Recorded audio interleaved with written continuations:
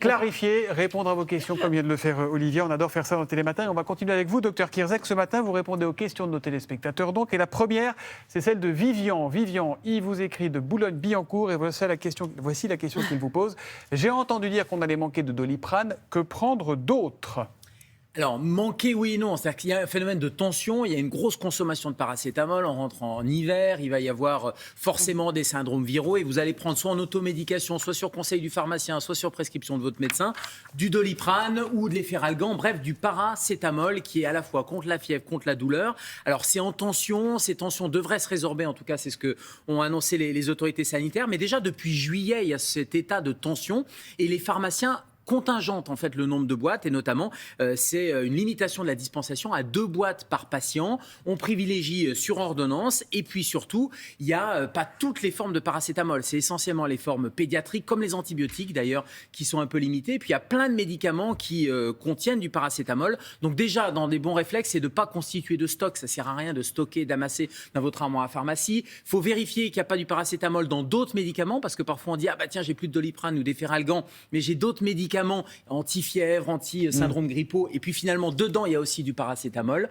On peut s'hydrater, donc que prendre d'autre ? J'allais dire rien, on peut déjà avoir des bons réflexes avec de l'hydratation. On limite les doses, attention à la posologie, 60 mg par kilo et par jour chez les enfants, ça fait globalement 3 grammes par jour chez les adultes. Et on ne remplace pas, j'allais dire, par les anti-inflammatoires. Souvent, on a tendance à dire, ah bah tiens, on n'a plus de paracétamol, on va prendre des anti-inflammatoires. Non, surtout quand on a une infection, parce qu'on sait que les anti-inflammatoires, ça diminue nos capacités immunitaires.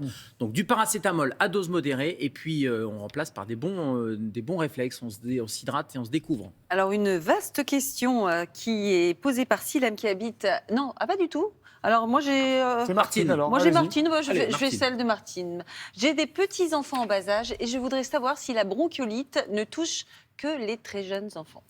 Non, alors la bronchiolite, c'est viral, on en avait parlé, c'est le virus respiratoire syncytial, le VRS, il y a un pic d'épidémie en hiver, il est un peu en avance. Le problème, c'est que ça touche les bronches des enfants ou des adultes, sauf que chez les nourrissons, les bronches, elles sont beaucoup plus petites. Et quand vous avez une inflammation autour d'une toute petite bronche, vous avez rapidement une détresse respiratoire. Voilà pourquoi l'épidémie de bronchiolite est embêtante, parce qu'il y a des complications graves respiratoires chez les nourrissons. Chez les adultes, on peut avoir le VRS, mais ça ne va pas avoir des conséquences dramatiques, parce que vos bronches sont un peu plus grosses, donc ça va être un peu inflammatoire, vous allez tousser, vous allez avoir un petit peu de mal à respirer, mais bref, vos capacités respiratoires sont supérieures à celles d'un nourrisson, donc vous allez simplement avoir une espèce de bronchite. On rappelle quand même les conseils importants, pas d'antibio, c'est viral chez les enfants, on rince le nez, on donne à boire, on donne justement un peu de paracétamol quand il y a de la fièvre, on évite de fumer, on arrête la fumée, le tabagisme passif, c'est terrible pour les bronches et on baisse un peu la température de la chambre. Question suivante, c'est Laetitia de Lille, dans le Nord. J'ai entendu dire que la bactérie d'une angine a tué plusieurs enfants. Quelle est cette bactérie ? Déjà, c'est vrai ou pas ? Oui, alors on en a parlé vous en avez parlé dans les journaux. Il y a une alerte de la Direction générale de la santé hier.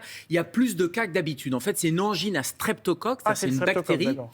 C'est le streptocoque A. Donc, la majorité des angines, elles sont virales, mais parfois elles sont bactériennes et parfois elles dégénèrent. Et notamment, cette bactérie, elle va passer dans le sang et ça donne une infection invasive, une septicémie, quoi. C'est l'infection généralisée. Ça a touché des enfants. Hein, quand on regarde, il y a la région Occitanie, Rhône-Alpes et Nouvelle-Aquitaine où il y a eu des cas graves et il y a eu des décès, plutôt chez les enfants, mais il y a eu malheureusement aussi des cas graves chez les adultes. Donc globalement, c'est une angine qui dégénère. Vous avez très mal à la gorge, vous avez de la fièvre, vous avez des difficultés à respirer, puis surtout cette bactérie, elle va passer dans le sang, donc la fièvre va monter et puis vous pouvez avoir des éruptions. Bref, dès que l'angine commence à mal évoluer, consultez votre médecin. On fera un test rapide, c'est-à-dire qu'on vous grattera le fond de la gorge, on vérifiera que c'est une angine à streptocoque, puisqu'on a la capacité avec ces tests rapides de vérifier que c'est cette bactérie et on donne des antibiotiques. Plus on donne les antibiotiques tôt, plus on limite les risques d'infection et de septicémie. Et quand vraiment ça ne va pas, on appelle le 15. Très rapidement, docteur, la fameuse question de Silem qui habite à Grenoble concernant là où le Covid, qui doit se faire vacciner ? Alors, on rappelle que ce deuxième rappel, justement, cette 4e dose, c'est pour les plus fragiles. C'est une stratégie ciblée de la Haute Autorité de Santé avec des critères précis. Les plus de 60 ans qui sont concernés, les résidents d'EHPAD ou d'unités de soins en longue durée, les personnes à risque, maladies chroniques, insuffisants rénaux, les personnes au contact des personnes immunodéprimées et les professionnels de santé qui sont en contact aussi avec des gens fragiles. Et puis, il peut même y avoir une autre dose de rappel. Donc, vous voyez, on est sur la 5e dose de rappel, 3 mois après la dernière injection ou la dernière infection. Ça, c'est pour les plus de 80 ans et pour les résidents d'EHPAD ou les immunodéprimés, c'est-à-dire les ultra-fragiles. On doit encore une fois protéger les ultra-fragiles par cette vaccination. Et ça peut se faire aussi en pharmacie, pour ceux qui sont Exactement. pour ceux qui sont en ville. Merci beaucoup à vous, docteur.